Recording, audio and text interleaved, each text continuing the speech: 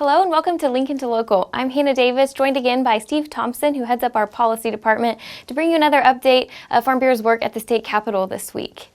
So Steve, like most Oklahomans in a lot of the region, the state legislature was even interrupted this week by some winter weather. So what did that look like? How did progress happen this week?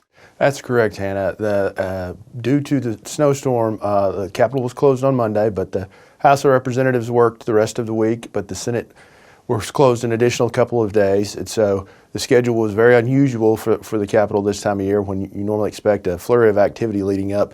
In the first few weeks, it was very quiet between the pandemic limiting visitors to the building and only half of the legislature meeting at a time. It was a little creepy and eerie at the Capitol at times this week, but some of the shutdowns have led to maybe a backlog of some committee work that they need to get caught up on. So some news that kind of maybe got buried this week with all of the weather was news coming out about the budget numbers that the state legislature will have to work with this year. So can you provide members an update on what that is and what that means for us going forward in the session? That's right. An otherwise very dark, cold week in Oklahoma. We got some bright news earlier this week from the State Board of Equalization. We've been talking about for a number of months potential budget problems the state would face with the downturn in the oil and gas economy and pandemic-related closures. But the numbers that they certified for the state legislature to write the 2021 budget on were about $1.2 billion, or almost 14% higher than they had projected at their December meeting. So some of the things we were worried about now can be addressed in a little more positive fashion. And hopefully we can get some attention to some of our priorities with funding for OSU Extension, roads and bridges, and working with our partners at the Department of Ag, perhaps some money they have requested for additional meat inspectors.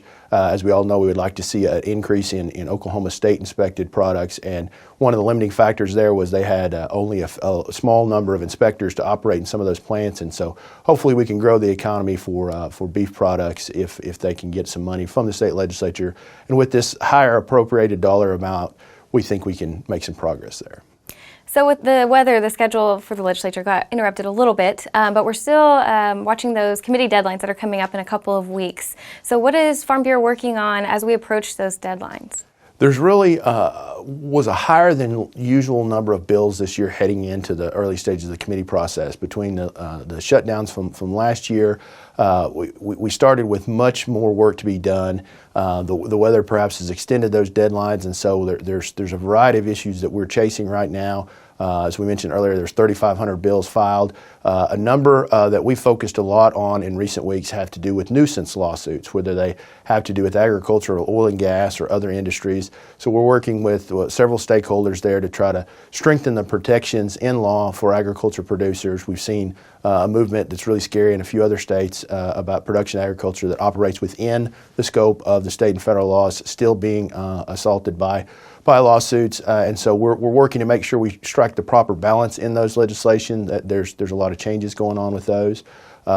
We're working with a coalition to try to preserve one of the governor's projects this last year that was relocating the public health lab to Stillwater and coupling it with the new pandemic Center for Innovation and Excellence, along with the OSU School of Veterinary Medicine and the OSU Medical School. So we're working to preserve that project. There's a legislative effort to relocate that back from Stillwater to Oklahoma City. So on behalf of agriculture in rural Oklahoma, we're talking to a number of urban legislators, and it underscores the importance of Farm Bureau working with our urban partners on these issues that they don't really understand, perhaps how it affects production agriculture.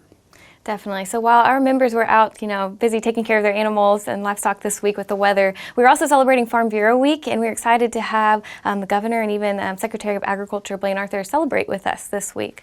Yeah, that was very exciting. Farm Bureau Week is a special time for our members around the state, and they were very busy, as everybody knows, keep taking care of business, but we got to spend a little bit of time to kick off the week with the governor and the Secretary of Agriculture, and we were really pleased with the priority that they place on Farm Bureau as well as agriculture as a whole. So it was a really exciting time, and we're ready for a little bit warmer weather, and I think everybody will leave this week with a smile on their face. Great. Thanks, Steve. And thanks for joining us for another episode of Lincoln to Local.